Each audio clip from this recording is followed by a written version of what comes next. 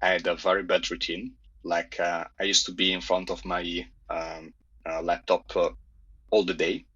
Like I was working too many hours, but in a bad way. Because if you get to the night and after dinner you reopen your laptop and keep working for a few hours, you think you're working more, being more productive, but it's actually the opposite. Like you're like an amoeba. You're not really productive or doing smart stuff. I used to work always in the weekends as well. Now I almost never do. To me, it's much clearer now the division between when I work. When I do not work, I do not work. I take much more time for myself or vacation in general, which once again was something that in the first years I never did. Maybe I felt a little bit of guilt as well if I was doing that as a founder.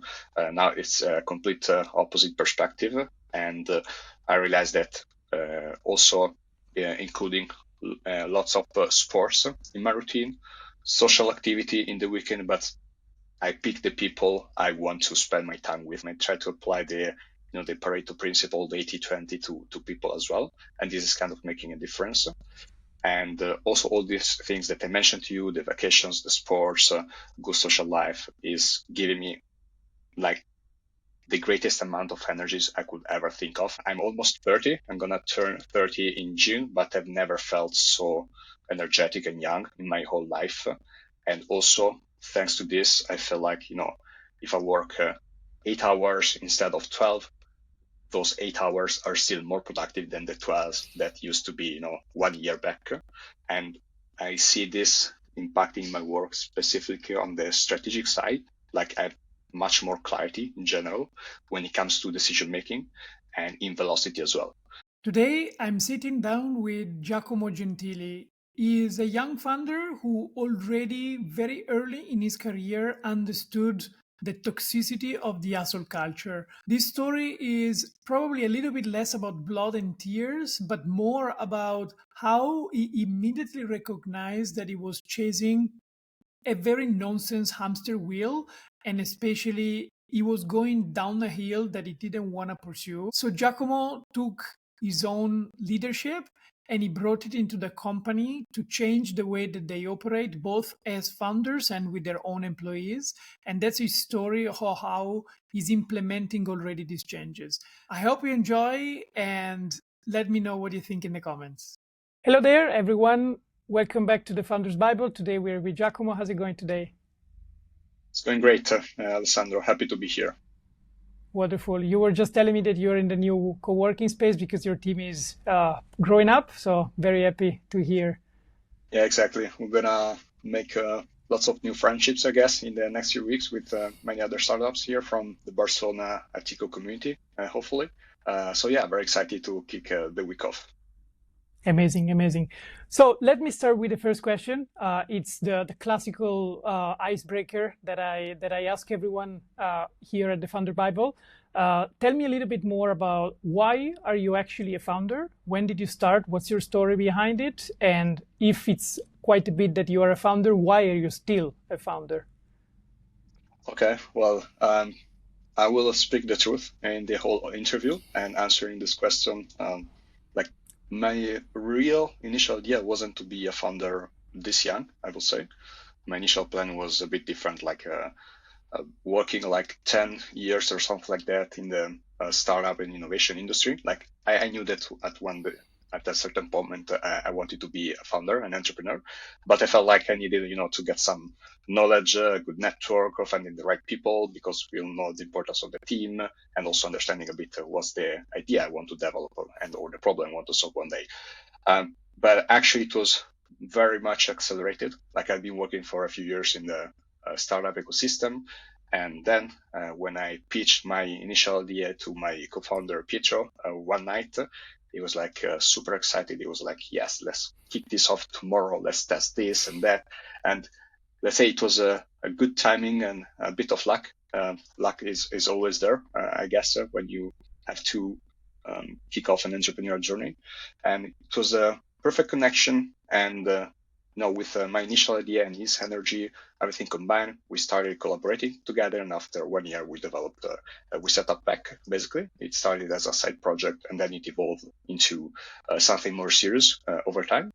And the reason why I keep being a founder, up to date, and I will always be a founder. Like, I cannot see myself in anything else in the future, no matter what. Even if Blackface tomorrow, we're gonna do another and another and another one and keep rolling. It's well, basically two things I would say.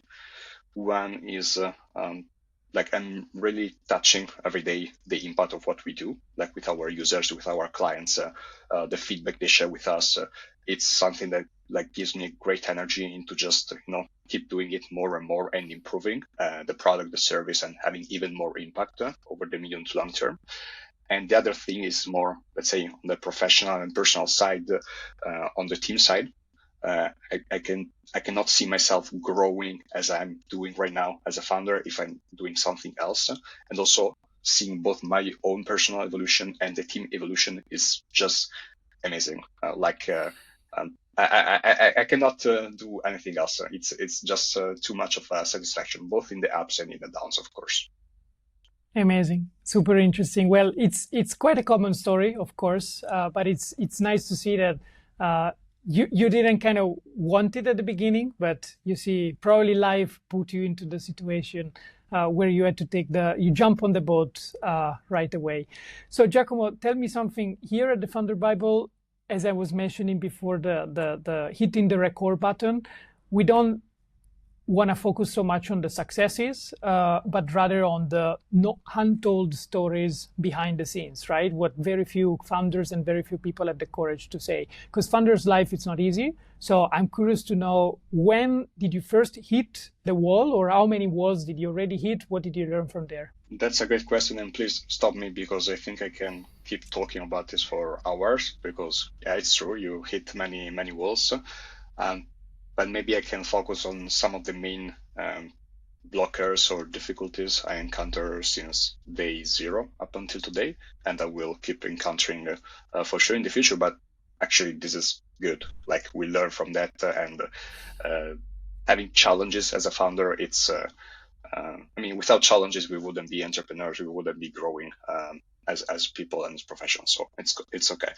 Um, I can mention like a few. The first one actually was before I moved into back as a full-time co-founder, basically, because at the beginning I've been working for several months along with Pietro, my co-founder, but I still had a consultancy job, basically.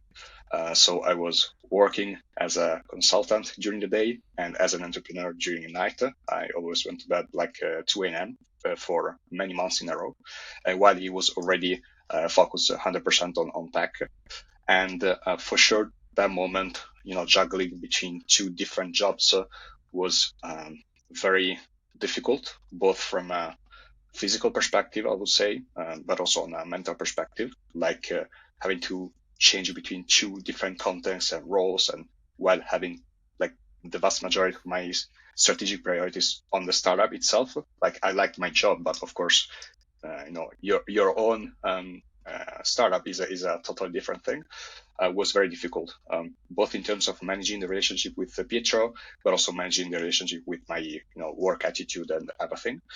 And so for sure I had some tough months there, but eventually it was a needed passage to then relieve much of the stress and the mental difficulties when I went all in.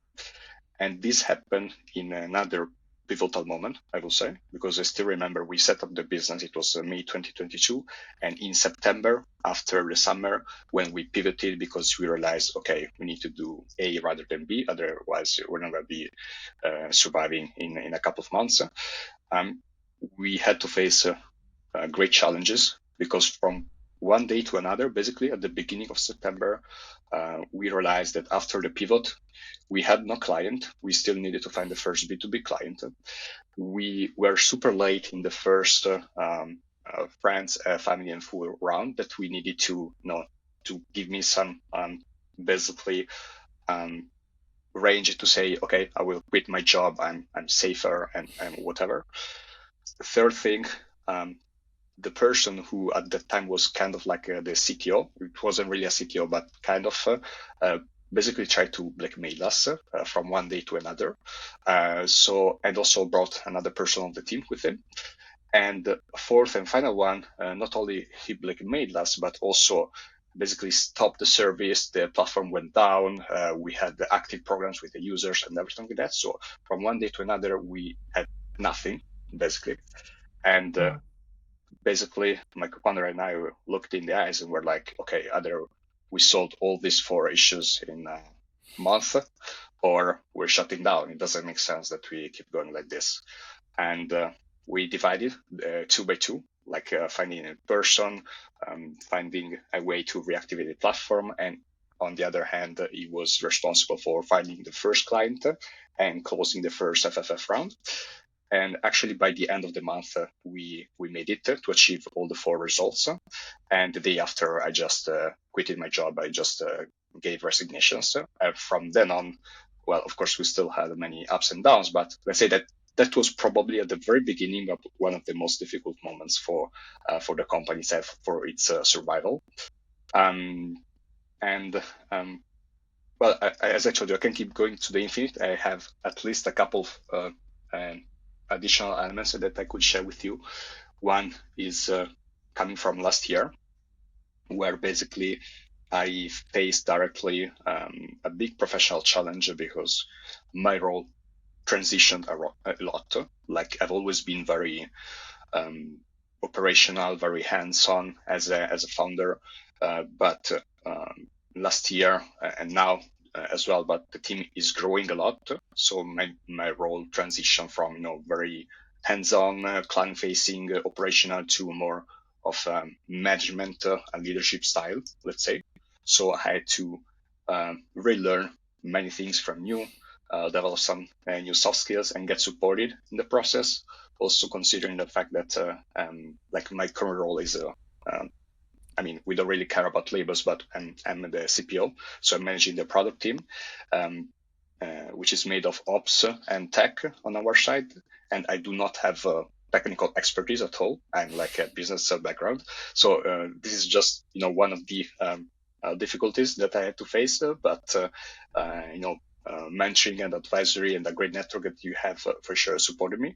So in general, I had to put myself into a new perspective and kind of learn a new way to lead and to be a co-founder. And I'm still in the process, of course, and I will always be. But for sure, last year kind of marked this passage. I would say I was feeling like, especially at the beginning, like I don't have the skills to do this, like kind of imposter syndrome, like I cannot help my team as I wish I could, or what am I even doing here? I'm useless, and so on. And the last input I could share is actually from the past weeks, because last year, not only on the professional side but also on the personal side, has been probably the year where I evolved the most in general as a person for several reasons.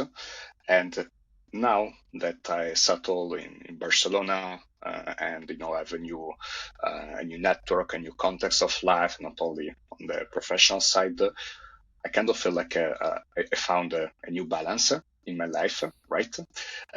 But like I cannot give the specific details for legal reasons, but it's very likely that in the next 1 or 2 months we will have some strategic implications that basically will reshuffle completely this balance that I had achieved as far, and so it will be something like beginning everything once again.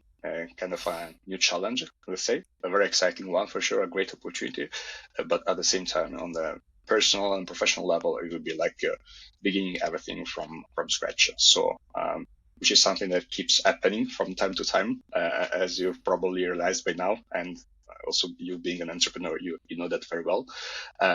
And actually, I think. I mean, the perspective I have on this is that it's a very positive thing. Like if it's too much of a time that, feeling the comfort zone, or you're not challenging yourself. I mean, as an individual, I tend to get bored pretty easily. Maybe this is one of the underlying reasons why I'm being an entrepreneur in general. But I think this is just helpful, just to just to grow, to experiment new stuff, and keep going from there. Did I answer the question, Alessandro? Wonderful. Yeah, definitely wonderful. And welcome to the founder's life, right? Is never Yeah, is never yeah. settling. Is never settling. Giacomo, if you allow me, I would like to dig a little bit deeper into the first example and story that you shared, because it happened to me something similar, and I still remember the panic, the emotional breakdown that, I mean, especially if it's the first time, if it's your first company, you believe that you have the greatest team possible, and then you don't really know what is really the worst that can happen with certain people. Guide me through a little bit. First of all, how did you felt? How did you manage the relationship with the co-founder that actually is still with you, to Pietro, right? And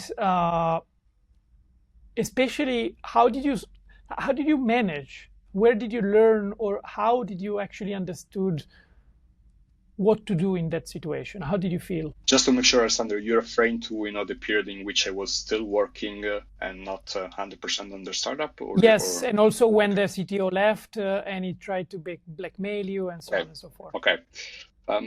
Well, in terms of for the first part, for the relationship with Pietro, which I mean, it's for sure a great relationship. If we're still here building the business day by day, it's because, well, first of all, you have to be a great match in terms of competencies, but also characters, and also you have to have complete trust one another. And we're not lacking in that for sure. But at the beginning, it wasn't like years that we had got along together, like we've been knowing each other for a few months.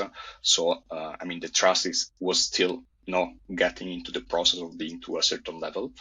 And also the fact that I was a little bit in a safer condition because I had my job, I had my safe salary and everything. Of course, I was also a bit a few years older. That is something he very often jokes about, that I used actually to increase the average years of the startup. Now no more, likely. But yeah, at the beginning, let's say it was a bit stressful because we were chatting every day so much, but at the same time, I couldn't be 100% responsive on everything because I still had my job and my responsibilities, and I've always been very diligent as a person from a professional perspective. So, I mean, I couldn't dedicate all the time that I wanted to the project.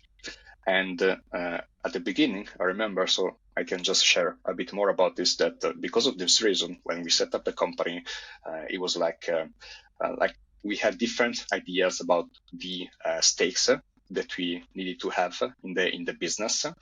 And I remember we were walking in the Giardini Margherita in Bologna, which is the city where we both studied and got to know. And he was expressing his idea, and I was expressing mine, and we would keep walking until we found a deal, basically. And I don't know, I think we went around Giardini Margherita like 10 times in the night before we found a deal. And I'm very happy that actually I convinced him that the best thing was to just split equally in that moment for the stakes, because we were supposed to work along for years to come and not for a few months, for a transition period, just like it was.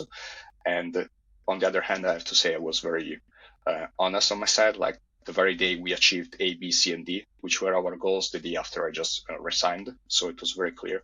And I think something that helped in this was to put in a written form, black and white, what was the A, B, C, and D that we were expecting to get in order for specific conditions to happen, basically. So this is something that we learned, and that from that moment, everything we put smart goals, we put it in a written form, so there's no room for misunderstanding in this in general. And also when it comes to very strategic stuff, and we start from different opinions. We want to really understand each other perspective and always find a common ground, which is not maybe the best for Giacomo or for Pietro or for whoever, but the best for Pep and for the company. So the company is always the top priority. Then comes the team, then comes the individual, and this is very important. Now we have realized it. We made many mistakes in the past, but now we realize this. And well, for the second example, the kind of CTO blackmailing and dragging with him some of the team and so on. Once again, many mistakes, people mistakes are the ones that we made most often. And now we have a much better recruiting process, I will say, and engagement process with the people, but still, we still make mistakes. Probably we're going to have a legal suit in a few weeks, but jokes apart, it was basically like we started collaborating, not just because of common referral, but we were sharing the same values, the same vision for the company. We had completely different expectations, and this eventually turned out to be a disaster. And when we realized this, it was a bit too late because this person had already behaved in a bad manner, let's say, and also brought another person of the initial team with him.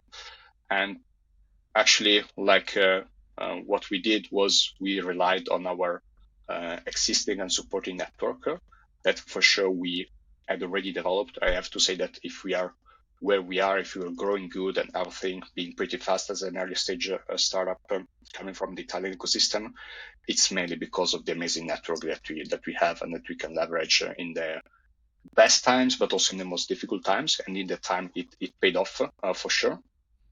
We've always had also good, personal and professional relationships, and also lots of give back in general to the community. But in that moment, we got from the community for sure. While in terms of other things that we learned was to make sure that everything is very clear to the specific commas, especially when you talk co-founder stuff, compensation, stakes, and everything. Luckily for us, this move didn't impact on that side. We were still too early in the process, but if it happened a few months later, it could have impacted a lot because then we raised our first funding with FFF and everything. So if it happened only like 2 or 3 months after, it would have been much worse. That's it. It's somebody we don't speak anymore, and now we have a completely new logic when we go for people we want to collaborate in. If we don't, even if it's the best person in terms of hard skill and soft skill that we really need for the specific role, if we're not a match also in terms of culture, value, and why we're doing this, it's a no-go for us. Okay, let me make a quick break from the show to explain you why this project came alive. 6 months ago, I started interviewing founders to understand what were the secret sauces for their success. But even more importantly, I was curious to understand how much pain they had to go through in order to achieve their dreams. I've been an entrepreneur myself for the past 10 years, and I know exactly how painful this journey is, but very few people are actually willing to talk about it. And that's exactly what we're doing at the Founders Bible for Resilience. We're finally breaking the toxic hustle culture behind startup life. I'm on a mission to build a new generation of founders that can leverage ancient wisdom and science for true long-term peak performance and longevity. If you want to be part of this movement, then check out wholegrainwisdom.com and join us now. Okay, now back to the show. You were mentioning before that you kind of found balance in Barcelona within this current situation. I'm curious to know, how do you find balance for yourself as a person? How do you keep yourself focused at peak performance? Do you have a routine? Do you practice certain things? Tell us a little bit more about this. Yeah. If you asked me this question 1 year ago, my answer would be much different. But I'm happy about this change because up until one year ago, I had a very bad routine. Like I used to be in front of my laptop all the day. Like I was working too many hours, but in a bad way, because if you get to the night and after dinner you reopen your laptop and keep working for a few hours, you think you're working more, being more productive, but it's actually the opposite. Like you're like an amoeba. You're not really productive or doing smart stuff. Um, but this started to change last February, March, and now, as I told you, I think I have a pretty good balance. For example, I used to work always in the weekends as well. Now I almost never do, or if I do like for one afternoon or something like that. But to me, it's much clearer now the division between when I work, when I do not work, I do not work. I take much more time for myself or vacation in general, which once again was something that in the first years I never did. Maybe I felt a little bit of kind of like guilt as well if I was doing that as a founder.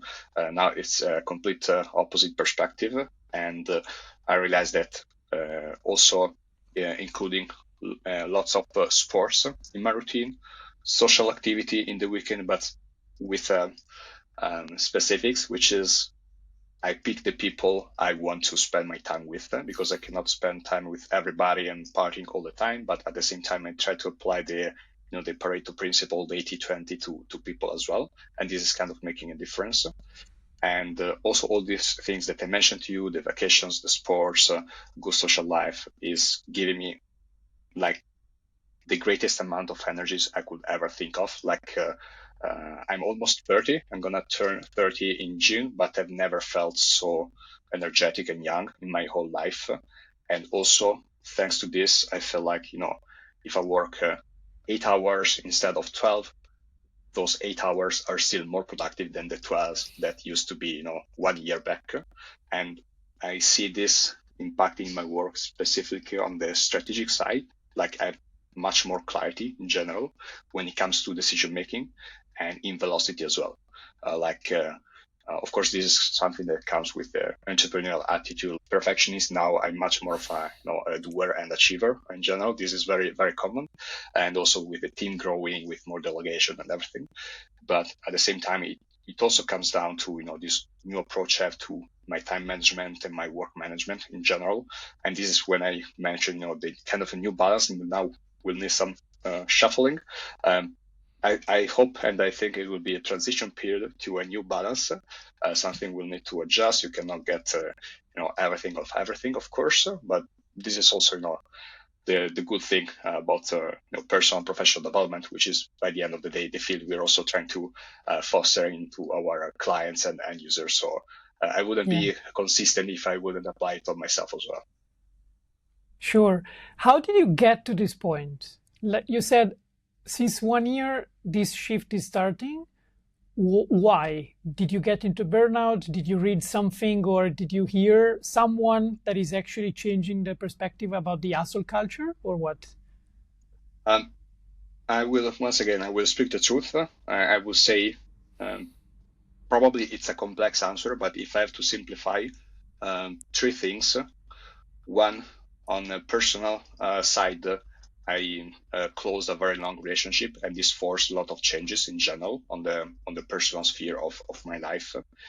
Second one is I started therapy, which is something that we also offer for free to all our people, and it was something that I should have started much before, but it allowed me, to get more awareness about many things, and to put Giacomo at the very first place in general.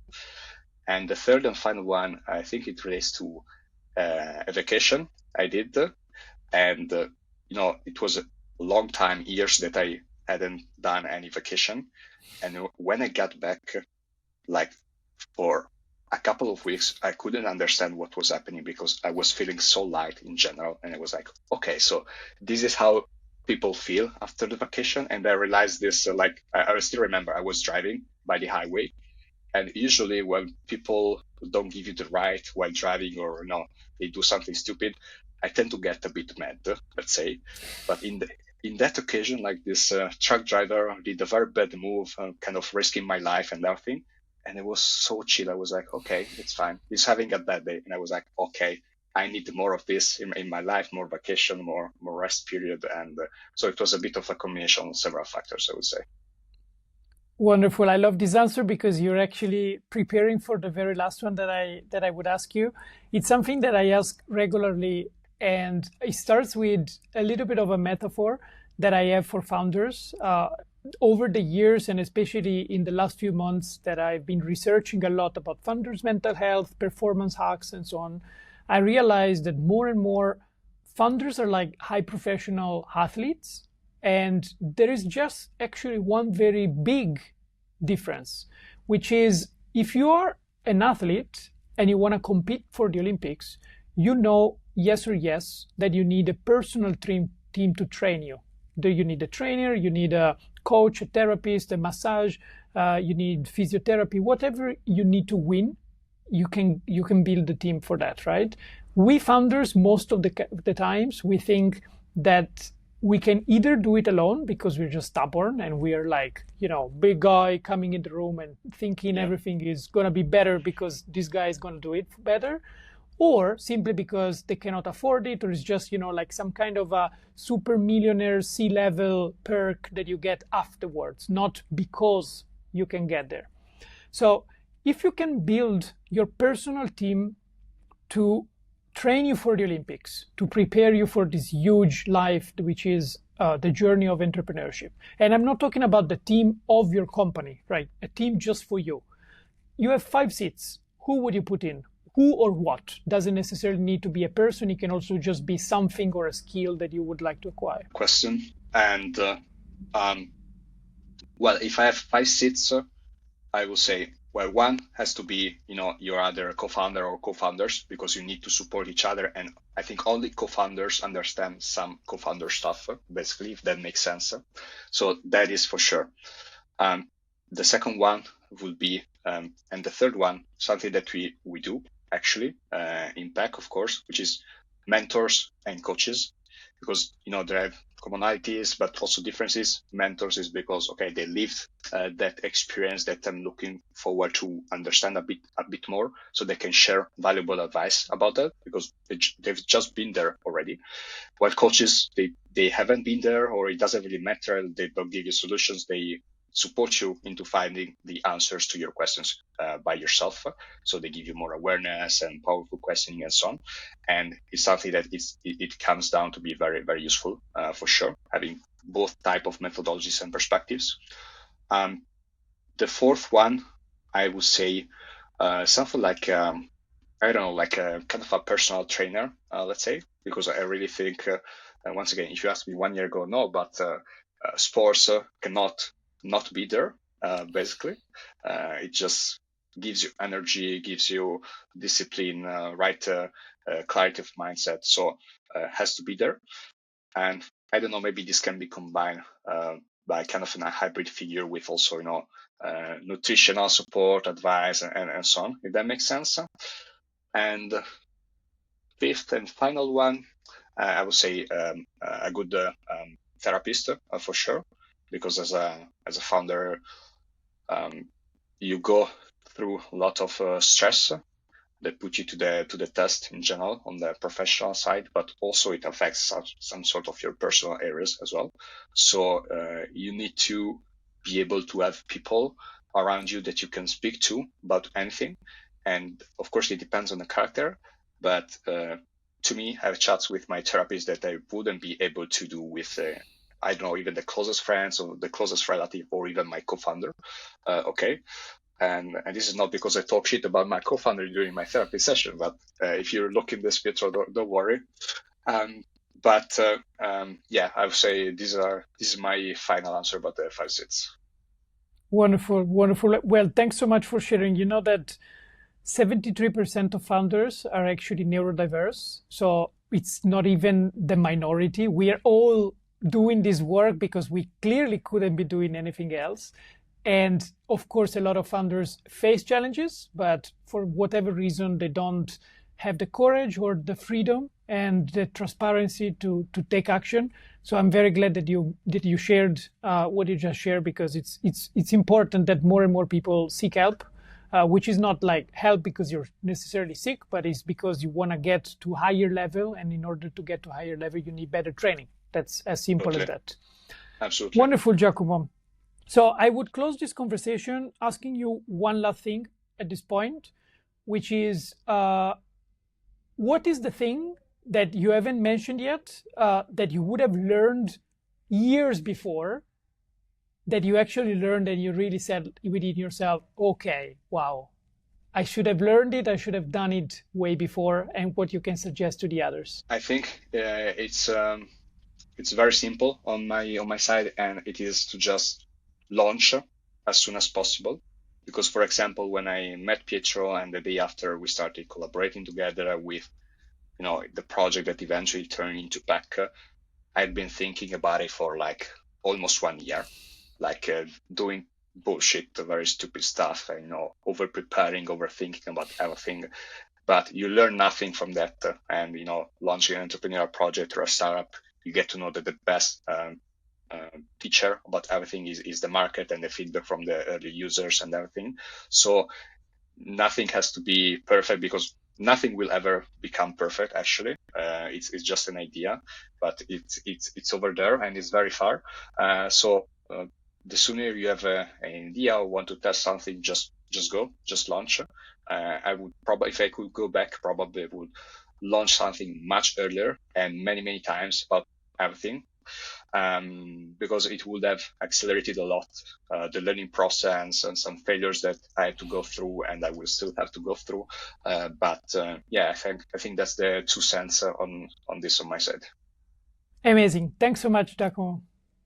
Alessandro, thank you very much. Really appreciated the chat. Cheers.